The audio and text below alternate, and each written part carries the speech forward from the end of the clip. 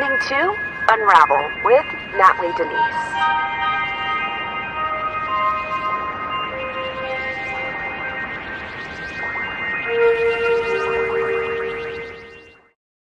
Oh my gosh. Hi, what's going on, everybody? Welcome to Nightly with Natly, a segment of Unravel with Natly Denise. I got some new people as my audience here. I connected to my Facebook. I completely forgot about my Facebook. Let's be honest. I have completely neglected my Facebook. My apologies.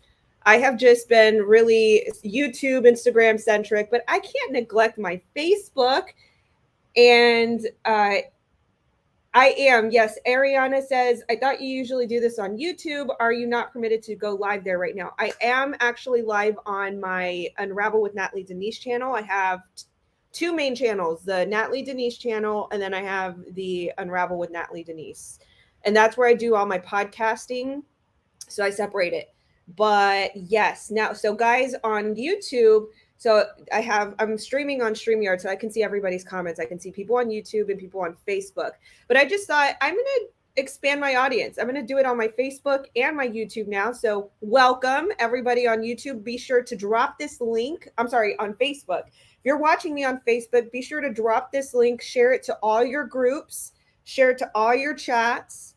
I cover headlines that the mainstream doesn't cover typically.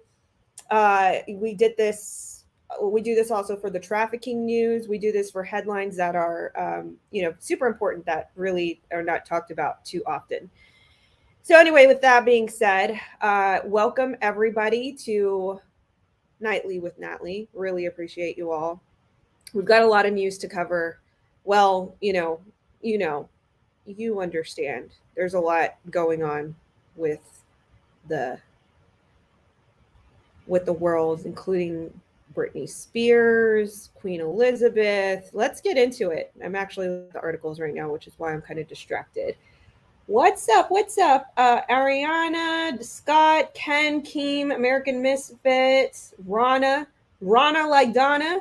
Ariana says, I've been following you since around April 2020. Thank you so much for your support. I really appreciate it. Really, really do. I'm working on a huge project right now. Let me give you guys an update. So I will be speaking at the Childproof America National Education Summit on Human Trafficking this Saturday.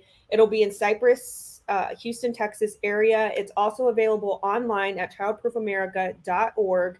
You guys can find it there, streaming, or you can go in person if you're in the Houston area. I would love to meet you and see you, meet you, talk to you. It's going to be great. And then what else? Right now, I'm producing 3-part series on the whole. It's not connected, by the way. Chester Bennington, Chris Cornell's death. We're really, really, really working hard to get all of the facts that we can possibly aggregate, because it is a big feat. It's going to be a 3-part documentary series. First is going to be the intro, which kind of gives you guys like it kind of straightens everything out, because I think that I just got like, you know how like when you're in the water, like when you're underwater and you get like that like sensation where like water goes up your nose. Like I don't know why that just happened. I'm not drinking or eating anything, but anyway. The first part of the documentary series is really going to straighten everything out, because I think that people took I hate to call it a conspiracy theory, but a lot of it is like based off of a theory, an idea, and people just took it and ran with it, and they kind of took it as gospel as to like, this is what happened to Chester and Chris Bennington, Chris Cornell and Chester Bennington. I don't know why I combined their names like that, but I really want to straighten these things out and not like conflate their deaths, because I think their deaths are very strange. There's a lot to explore with their deaths. So there's enough there to explore than to, go forth with that theory. So it's going to be a 3-part series. I'm producing the first part right now. I had to redo everything. So it's definitely going to be a lot. I'm telling you, a lot. I mean, it's overwhelming so much. But anyway, with that being said, working on that. What else? interview with Chris Hansen. That was very cool. Chris Hansen was very cool for doing that with me.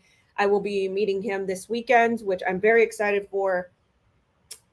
Yes. Anyway, let's get to the news because there's some stuff to go over. Yeah. Be sure to hit that like, hit that that subscribe button, hit that follow button if you're not following me. JB says LGB. MAGA from Boston. Ken Moat says, what's your opinion on Ray Epps, allegedly the FBI guy from January 6th? Well, obviously, let me give you guys my opinion on Ray Epps. So if you guys don't know who Ray Epps is, so you guys know about the whole J6 controversy that happened a year ago on January, you know, and you know how the media has played it to be like this, I mean, irresponsibly, this whole thing where they're saying it's worse than Pearl Harbor, it's worse than 9/11, you know, that these people are like, what the hell are you talking about, bro? Because like there were thousands of people that died in 9/11 in Pearl Harbor, people who lost their families, their livelihoods, their houses. Like, what are you even talking about? You understand? Like, we cannot conflate it as this like big thing the way these other events took place. So that's what the media has been trying to do.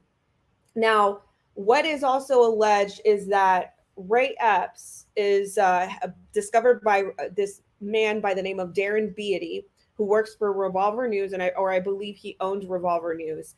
He actually did a lot of investigation into this man who was allegedly, you know, egging people on before J6. I believe this was like J5 or something like that, January 5th. He was basically inciting people, you need to go into the Capitol, you need to go in there, we need to do this and that and the other. And it's questionable now because it's like, okay, you and other people who look a little fetty look like you guys were inciting these things and you were never charged. So what's up with that? Now, recently there's been a committee, apparently, you know, Ted Cruz and everybody's like, they're questioning Ray Epps, or I'm sorry, the FBI, the leadership in the FBI, and they won't answer questions. So obviously, I think that paints a big picture as to why we know they're not answering questions, if you know what I mean. Oh, man. Let's see.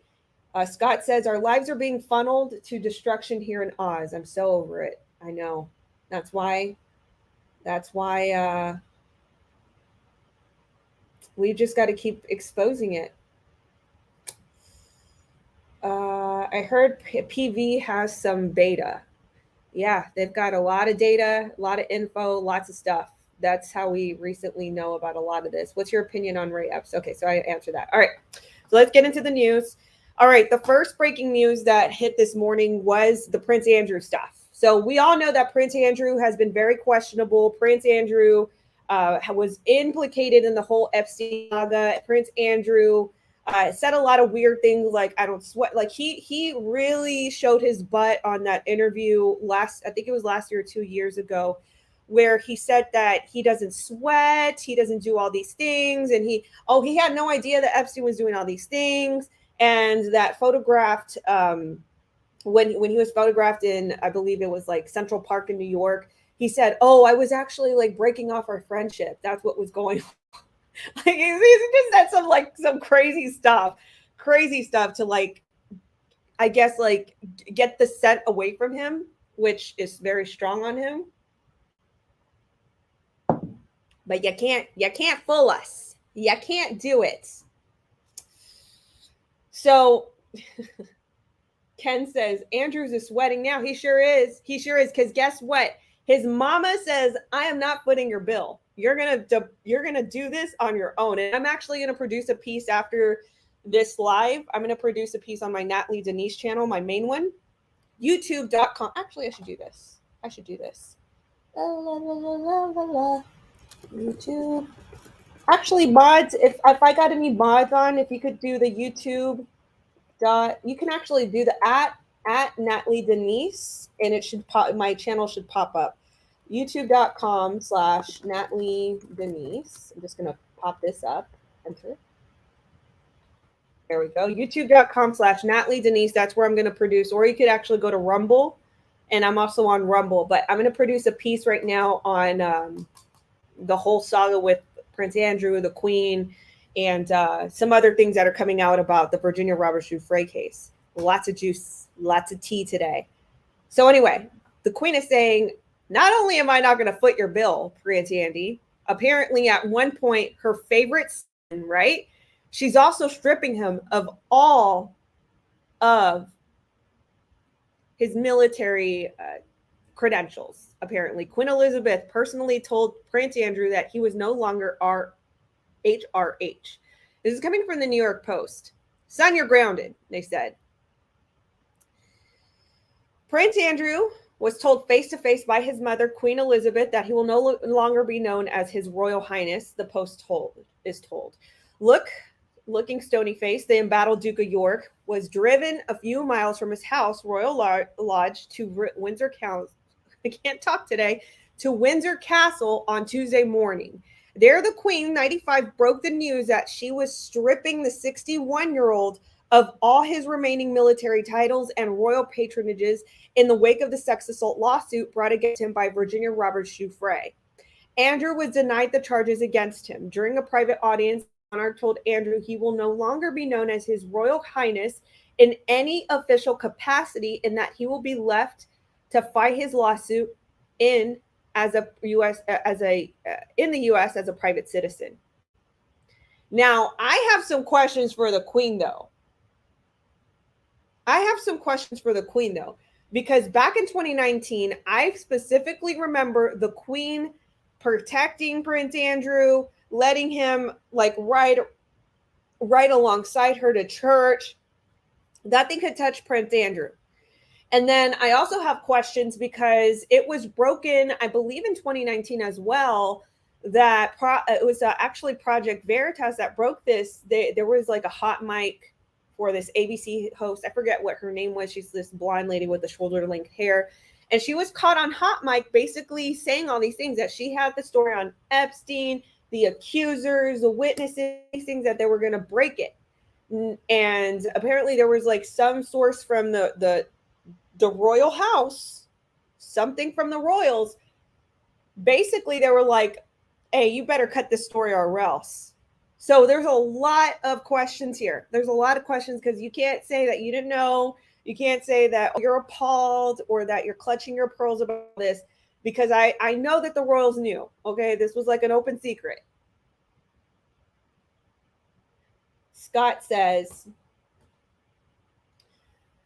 the type of things that people have gotten away with just due to who they are, like any of us know that how must feel, right? Exactly. Thank you, Keem. Thank you so much for that. Thank you. Keem is one of my mods on YouTube.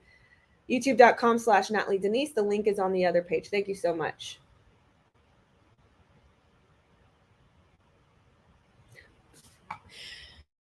So that's what she's saying. You got to deal with this on your own. But I'm not so sure that the Queen is like off for record just because of this. However, the one highly placed royal source said the difference between the statement that the Queen made about Harry and Meghan and Andrew could not be more telling. After Harry and his wife quit the royal family in January of 2020, his normally stoic grandmother released a statement saying, while all are saddened by their decision, the Duke and the Duchess remain much loved members of the family.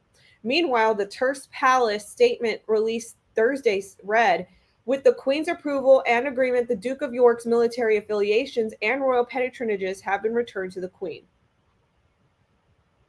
The Duke of York will still continue not to undertake public duties, and while the two reportedly remain close, the royal source told the Post, there was nothing from the Queen about her sadness or dismay, nothing emotional at all. It was just so cutting. Meaning that this was very cut and dry. Like, no, she means what she means. Like, she said that he's out. It was briefed that Andrew would no longer use his HRH title, His Royal Highness. The Post reported on Wednesday that Andrew, the Royal Navy veteran who served his distinction as a helicopter pilot during the Falklands War, faced the prospect of losing his HRH title, military title, and the patronages after the federal judge, Lewis Kaplan, gave Giuffre a go-ahead to bring her case to court in the U.S. Sources speculated that the Queen, who is believed to have been funding Andrew's legal defense from his private accounts, may continue to do so. It's reported that he receives around $323,000 a year from her. Among the titles stripped, Andrew is Colonel of the Grenadier, I believe how you pronounce it, the Grenadier Guards, a post, or maybe it's Grenadier, a post he took from his brother Prince Philip, in which he allowed him to ride in the trooping the color, the annual military parade to celebrate the Queen's official birthday. The palace is in the midst of organizing the Queen's Platinum Jubilee celebrations for June, and the sources said it would be hugely embarrassing to have Andrew play an official role in the proceedings. You should have been embarrassed 2 years ago when all of this was coming out. You understand? Like, you guys should have been embarrassed way back when. Not now. You should have been embarrassed way back when all of this was spinning out of control. Crazy dingbats. Let me see what you guys have to say.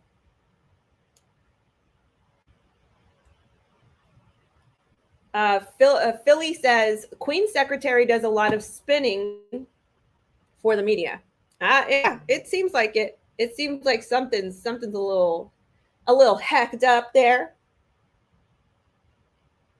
So to the Queen, don't act like this is all embarrassing and this is surprising and clutch my pearls again and all these things. You knew about this years ago. When this stuff started breaking, it only hit the fan when her son started speaking out and telling on himself, really.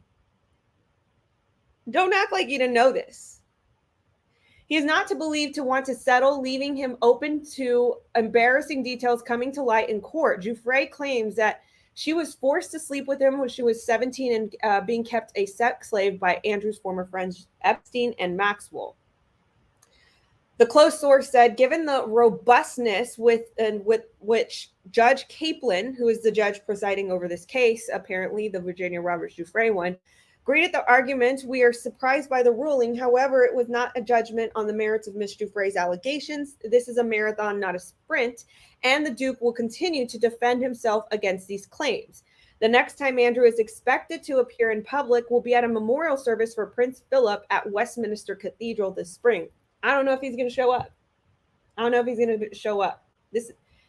Hey, listen. All things will come to light. Okay. Oh. Scott said, snatch her wig and clutch her. You can't do. You know what? I need to come up with a graphic, a snatching wig graphic. Snatch her wig and clutch her pearls. My goodness, I'm going to make a t-shirt of that. My goodness, I'm writing this down. Snatch her wig and clutch her pearls. Scott, you're a genius. Thank you so much for that. That was completely genius.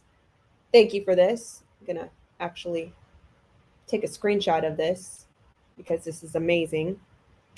There we go.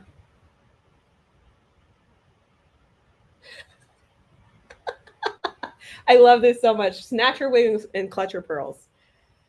Well, cheese and crackers. Let's move on to the next story. So yeah, that's what's going on and I'm going to produce a bigger piece on this on my main channel. So hold on to your butts. It's coming.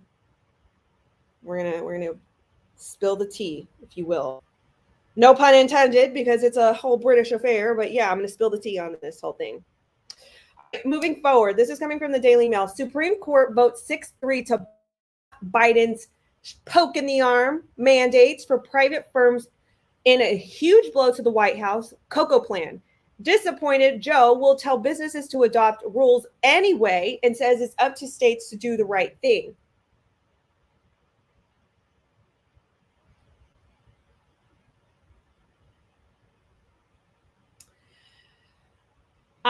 Ariana says, so let me actually address it because I actually did a story on this. I actually covered this the other night. The story on the man who receives a whole pig heart. I've heard valves being used from cows and pigs, but never whole organs. Actually, you know what? I should dig up that story. We'll actually go over that because we went over that like very briefly. They said that it was a success apparently. But yeah, it is a very strange story. But let's cover this really quick. The Supreme Court, they blocked the cocoa juice from being mandated, which really vindicated a lot of people in their fight in this. A lot of people lost their jobs. A lot of people lost their livelihoods. A lot of people got censored off of SM, social media. You know what I mean? MSM has been lying about this a lot. So anyway, continued on. President Biden urged businesses to bring in the poke in the arm mandates on their own and push states to do the right thing after the Supreme Court voted 6-3 to block his sweeping rules on private companies in a crushing blow to his planned apocalypse response.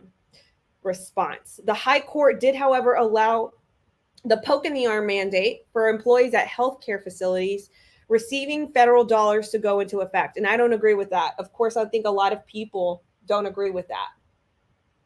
Right? So they're still saying, hey, if you work at a medical place and you're receiving federal dollars, you got to do it. I don't agree with that. Why would they do that? Why would it be like, why would it make sense to like strike this and block it for all these private businesses, but it doesn't make sense to strike and block it for people at medical facilities? I don't understand. Take a deep breath. It's the latest setback in the devastating 48 hours for President Biden, who failed to get enough support among Senate Democrats to kill the filibuster and pass voting rights legislation. He also saw his approval rating plummet to 33% in the Quinnipiac poll. Never heard of that. To have presented a significant encroachment on the everyday lives and health of the 84 million American workers that would have been impacted. The justices passed Biden's mandate for healthcare workers 5-4, with Chief Justice John Roberts and Justice Brett Kavanaugh siding with liberal justices Sonia Sotomayor, Elena Kagan, and Stephen Breyer. What in the world is going on? Like, we fought for you to get in the court. You know what I mean? Like, we fought for we fought against the lies being said about Brett Kavanaugh. We fought against the rhetoric, against all this. Like, and then you do this. How? I don't understand. Biden called the ruling on private businesses disappointing on a statement on Thursday afternoon, but added that the decision to keep the healthcare mandate will save lives. Guy, please. So anyway, 6-3 block. I'll take a win where we see it. You know, it's a win. It's a partial win, but I'm still not happy that healthcare workers are still forced to act against their will, basically. And that these justices can't protect, like, how do you not protect a full force freedoms? You know, it's not just, private businesses. No, it's also people working in the medical field too. Like, there's a lot of them that don't want to take this thing. My goodness.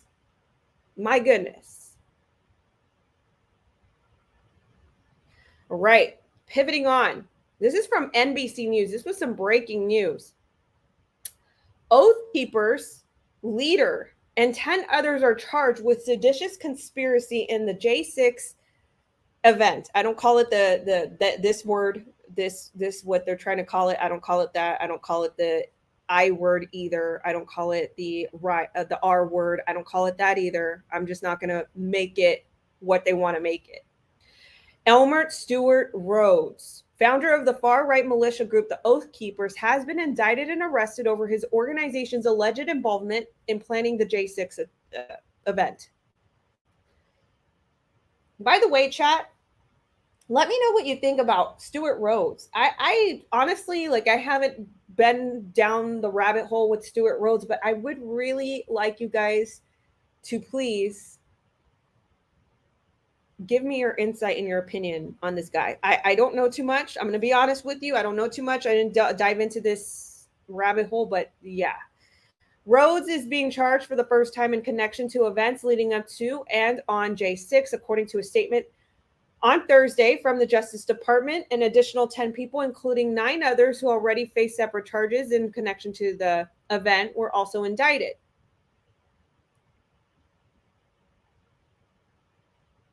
They were charged for seditious conspiracy and other charges for crimes related to the breach on the Capitol on J6 at the DOJ. The defendants conspired in a variety of ways, including organizing into teams that were prepared and willing to use force and transport firearms and ammunition into Washington, D.C., the DOJ said, citing the indictment. In a phone interview with NBC News, Rhodes' lawyer, Jonathan Mosley, argued that federal prosecutors haven't even shown any new evidence to back up a seditious conspiracy charge. They just added that the charge without any revelations, he said. I don't think the facts alleged support the charge of seditious conspiracy. More than 700 people have been charged with federal crimes related to the Capitol event. As of late December, at least 165 had pleaded guilty, mostly to the misdemeanor offenses, punishable by a maximum of 6 months imprisonment. Mostly the lawyer of Stewart Rhodes, in an email to NBC News earlier in the day, said he was on the phone with Rhodes when the FBI came to his house to arrest him Thursday. The attorney said that they were talking about a scheduled appearance before the House committee investigating the J6 event when the FBI called Rhodes. He patched me in on the call and I identified myself as his lawyer, Mosley said. The FBI special agent said that they were outside and they needed to come out with his hands up and be arrested. Rhodes had put up a call to the group's website in the days before the J6 event that all patriots who can be in D.C. to travel to Washington for a security mission and stand in support of Trump's fight. In November, the House committee subpoenaed the Oath Keepers and the Proud Boys, another group, alleging that they were involved in the planning on the event. The panel issued subpoenas seeking information and the testimony from Rhodes, the 𝘱𝘰𝘳𝘪𝘳𝘀, who was also chairman of the Proud Boys at the time of the event.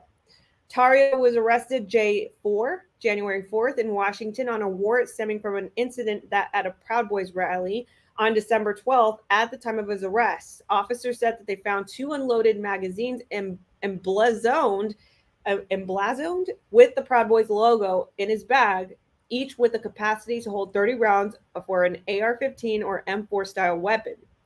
In August, Tarrio was sentenced to more than 5 months in jail. Guys, let me know your thoughts. Let me know your thoughts. You guys haven't really given me, I see Omicron, Merrick Garland, Treason Hurts. I don't know what to think of this, to be honest with you. I really would love some sort of insight. I really don't. All right. So we're going to transition this into the Daily TrafficK, where I bring you guys the latest in human and sex trafficking news. I actually should add my logo to this. Why don't I have my logo? I'll have to fix it on here later. But let's go into the Daily TrafficK, shall we? So you guys remember this article just a few months back? It was actually, when was it? This is by The Atlantic. Boop, boop, boop, boop, boop, boop, boop, boop. When was this written? It was like a couple months. I want to say it was like fall, winter last year. It's just very recent. But this is what the title reads. It says, "The Great Fake Child Sex Trafficking Epidemic." And this was written by Caitlin Tiffany. There was some connection with I believe, the Atlantic owner, and she was photographed with Maxwell. So this is very interesting that they think that this is all a fake thing, that this is a conspiracy, that this is more of the 17 conspiracy stuff. If you guys know what 17 is, you know. But they basically give like a whole like argument that, oh, this is all fake, and you know, this is just this is just rabbit hole stuff, it's not really real. Well, I guess I'm just going to bookmark this article and put it here on my back burner, because if this is all this is a fake epidemic and this is a fake thing, look, it says it right here, fake. This is what they're trying to allege, that this whole thing is fake, that child sex trafficking is not a real thing. It's not a real epidemic. It's not really happening as often, all these things.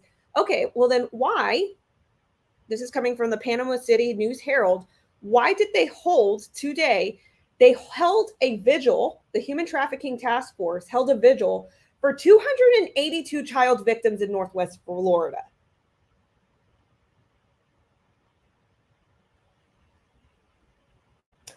Why is it that they're holding a vigil for 282 child victims in Northeast Florida, but this is a fake thing? Honestly, but this whole thing is fake. The great fake child sex trafficking epidemic, but yet they're holding a vigil right now for 282, nearly 300 child victims of trafficking. Interesting. I find that super interesting. So again, this is coming from the Panama City News Herald. The 14th Judicial Circuit's Human Trafficking Task Force held a candlelight vigil at the Hathaway Bridge on Tuesday night to recognize the victims of child human trafficking in the Panhandle. January is a National Human Trafficking Awareness Month, and Tuesday was National Human Trafficking Awareness Day. The Northwest region of Florida has the highest rate of child trafficking in the state, according to a report for the Florida Department of Children and Families. Last year, the number of victims increased by 40%. 40%, going from 201 to 282 reported child victims in the region. I just want to emphasize also, as a side comment, not all child victims are reported cases. There, especially with the cocoa and the plan apocalypse going on with lockdowns and school being moved to online, and teachers can't interact with their students, that can't see patterns and all these things. Especially that, you're not going to get full reports on the actual victims that are out there. So these are reported victims. There's still victims that are behind closed doors, that are not reported, that are not discovered, that are under the radar, that are silenced. So there's a lot of child victim activity going on that are not reported as statistics, as you would imagine. But they're saying from what reported from last year, it went up 40%. Interesting, right? Only 10% of the victims are identified, making the actual number much higher, officials said. That's exactly what I just explained right now. Sherry Krim, Human Trafficking Task Force member, said it is critical to spread awareness and pay attention that 40% increase. She said that a lot of factors went into why the numbers went up last year. Cocoa, you guys know cocoa, had something to do with it. Krim said a lot of people started living in places they didn't live in before, because you have to understand, trafficking isn't someone taking by a stranger. It's a lot of trafficking happens with people, and a lot of that does happen with familial cases, a family doing this to their own children, and it is sad, but it is happening. Dr. Lori Lawrence, a board member for the Human Trafficking Task Force and faculty member at Florida State University at Panama City, stressed the importance of the public knowing accurate information about human trafficking, saying that labor trafficking is also prevalent at the Panhandle. She said that while abduction, threats, and abuse are part of it, there are a lot of other facets to trafficking. Some examples include pimping out victims, grooming behaviors, and even one's own family members using victims as resources to help fund drugs, habit, alcoholism, and pay bills. A lot of victims don't even recognize that they're victims, which is difficult for the generic public to understand. These are all things that are trying to come to light. The trafficking isn't what everybody thinks it is. And a lot of that is very true, because a lot of these victims are under trauma bonds. They're under, psychological manipulation. So a lot of them will not come forward and say that they are being trafficked or that there is a problem.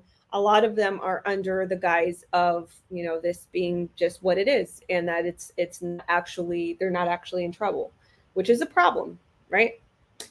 So pivoting on to the next story, coming from We Are Iowa.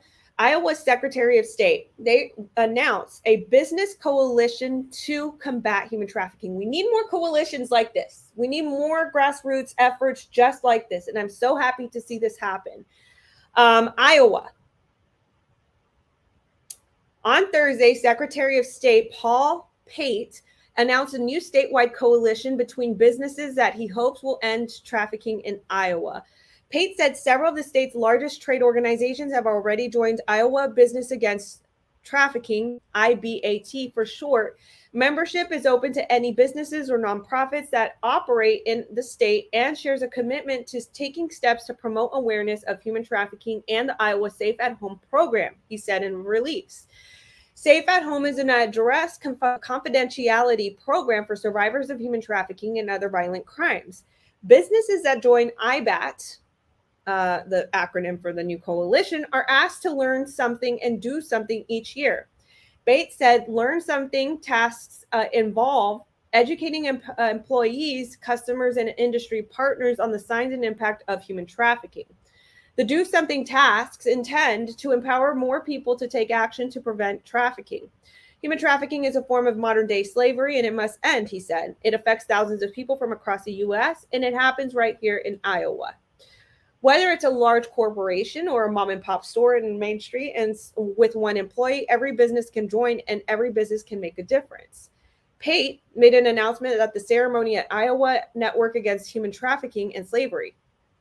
𝘸𝘪𝘏𝘀𝘍𝘀, chair of the Iowa Network Against Human Trafficking and Slavery, said he was grateful to collaborate with Pate on the program. Secretary Pate is going to be commended for launching IBAT and giving all of the Iowa's businesses to opportunity to join the fight to end modern slavery and human trafficking in our state, 𝘱𝘏𝘬𝘀 said. Guys, this is what we need. This is exactly what we need. We need more grassroots efforts just like this that form coalitions in their state. And, I actually want to outreach. I'm actually going to make a note to outreach to IBAT for CTA. So CTA, what we're trying to do, we're trying to be like the bird's eye view on everything. We want to see like where the efforts are and then fill the gaps where they need to be. And right now I have a team of researchers that are absolutely doing phenomenal work right now, phenomenal work. And if you guys are interested in doing research work right now, we need validators. So if you're open to doing some volunteer hours on validating, resources per state, go to countertraffickingalliance.com. And there's a volunteer form right there and fill it out. I do have somebody that is going to help me with volunteers because right now my plate is filled with things to do. So I can't do everything myself, but I do have somebody who is interested in helping me with the volunteers, like reaching out to the volunteers and assigning that work. So with that being said, I need help. I need help with validating the resources for survivors, things like food banks and clothing shelters, things like that. So we need a lot of help. We need a lot of people on deck to help out with that. And I am going to get somebody to help out with that. Sophia, thank you so much for modding for me. And thank you for that link. So Sophia just posted a link on YouTube. So if you guys are watching on YouTube, she has the link right there. All right, pivoting on. Very important whenever I see these stories about indigenous and the indigenous being trafficked, I've got to talk about it because it's not talked about a lot. This is coming from LakePowellLife.com. Navajo leaders focus on human trafficking.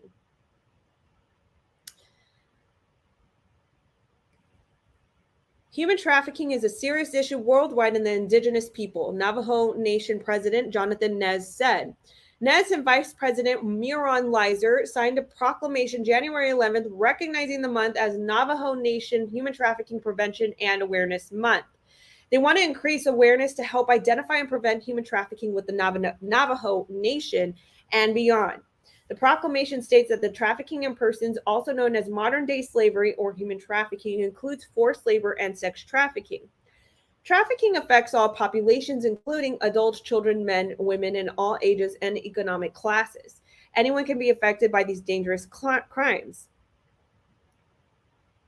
The Office of the First Lady and Second Lady, along with several partners, including Taisha Wood, a former Crimes Against Children detective, Yolanda Francisco Nez of Restoring Ancestral Winds, Thomas Alberti, the New Mexico U.S. Attorney's Office, Matthew Holgate, a student of Vanguard University, and the Navajo Nation Division of Public Safety will be providing presentations aimed at preventing human trafficking this month. We also recognize advocates, social service agencies, and counselors for providing support to survivors and families and law enforcement personnel who work to bring offenders to justice. First Lady, I think her name is 𝘱𝘬𝘮𝘬, added, together we can reunite, heal, and restore Navajo communities.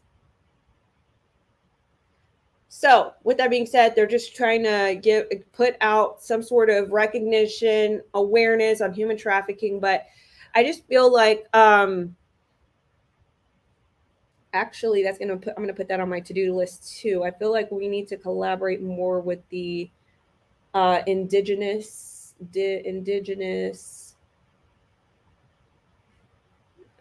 nations, tribes.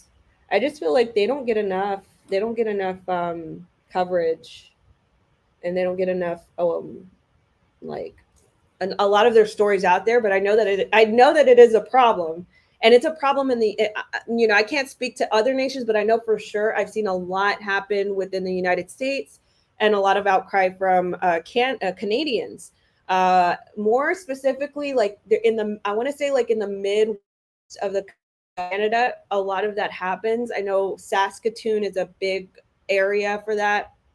There's a travel corridor in Canada where this happens a lot as well. But even and if you're watching in the United States, in our own nation, we just don't have a lot coming out talking about this. Actually, I know exactly who to speak to. I need to speak to somebody on this, but it's just not talked about a lot. And I really would love an advocate in CTA to be connected to the tribal nations, and just really have, that insight to who's going missing. I wish I could just do all of this tomorrow, but I know it's a big project. But I'm telling you, I want every facet of human trafficking exposed. I need people who are missing. I want to have a lot to do with people being reported missing, and having eyes on that. But we just don't hear a lot from the tribal nations. I just don't know that they have resources to report that out. I don't know if that makes any sense. Maybe I need to look a little bit harder at this particular subject. So I'm actually going to put that as well. News headlines. Sometimes I just get these ideas as I speak to you guys. So you guys are watching my gears work in front of you. Anyway, let's pivot on. Coming from KFDM.com, California man is charged with sex trafficking of a Lumberton girl. Lumberton, Texas. Well, this is actually, this is coming from Texas. Okay, it's trans-state. It's from California to Texas. So a 29-year-old California man faces charges in Southeast Texas after he drove to Lumberton to meet a 13-year-old girl. Investigators said Dylan Matthew Ellis confessed to having sex with the Lumberton teenager. Ellis is charged with a felony count into interference with child custody and 1 count of child sex trafficking. Harvest House helps victims of sex trafficking and their families.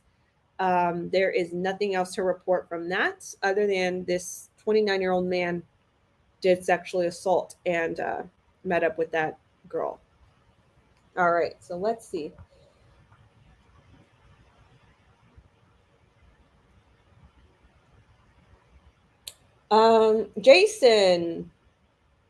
Jason says, I know a woman out of Louisville that runs Women of the Well, a survival-based ministry. Jason, if you will reach out to me on countertraffickingalliance.com and or have her reach out, whatever's easiest. I'm trying to really I need everybody in. We are an alliance, so we need to align with everybody. So thank you for that, Jason. I hope you do reach out to me and connect me on countertraffickingalliance.com. Good question, Rana. Do we even know where all the rescued children from this year are? Nope, we sure don't. We sure don't. That is a problem. That is a problem. We sure don't know where these are. Nope. We really ought to. I don't know why it is that we rescue these kids or we rescue all these victims and then we just don't know where they go. Strange, very strange.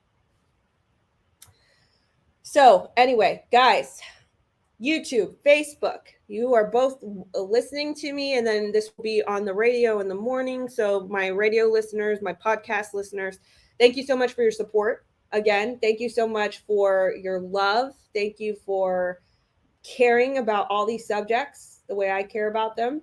If you are willing to show support, you can go to natlydenise.com/donate. That is how I get viewer funded, or you can go to buymeacoffee.com/NatlyDenise. You can buy me a coffee if you want to do that as well. I really appreciate all your support. Thank you so much for tuning in. I will catch you guys. Actually, I'll catch you guys next week. This is actually a good thing that I mentioned this. I will not be available tomorrow because I will be at a gala. So I will not be having this live tomorrow, but I'll be back next week on Monday. So with that being said, I hope you guys have a wonderful weekend. I hope that you guys rest easy and enjoy your weekend. And we will talk on Monday. I love you all. Thank you so much for your support. I will catch you guys later. Kisses. Mwah, mwah. Besitos. Bye. Thank you so much for tuning in to Unravel with Natly Denise. Please give this podcast 5 stars.